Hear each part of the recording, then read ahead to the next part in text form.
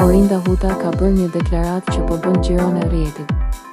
Moderatorja e njohur, e cila prej disa kohësh është larguar nga ekrani i televizionit për t'ju dedikuar podcastit të saj të suksesshëm Mam, ka treguar për herë të parë sa fiton realisht nga ky projekt.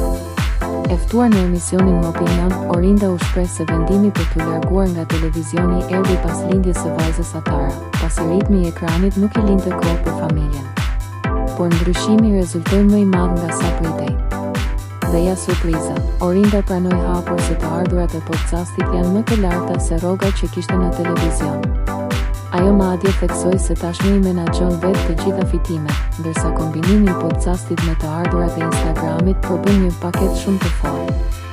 Në një moment të bisedës, Blendi Fevziu e pyeti Troç: "Ja vlen financiarisht?" Dhe Orinda u përgjigj pa hezitim: "Po, ja vlen absolutisht më shumë se një rrogë në televizion."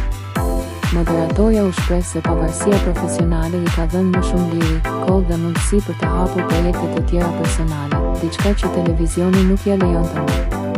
Me suksesin e Mam, Orinda duket se ka gjetur balancën perfekte mes jetës familjare dhe karrierës, duke e kthyer pasionin e saj për komunikimin në një biznes modern, fitimprurës dhe shumë të dashur për publikun.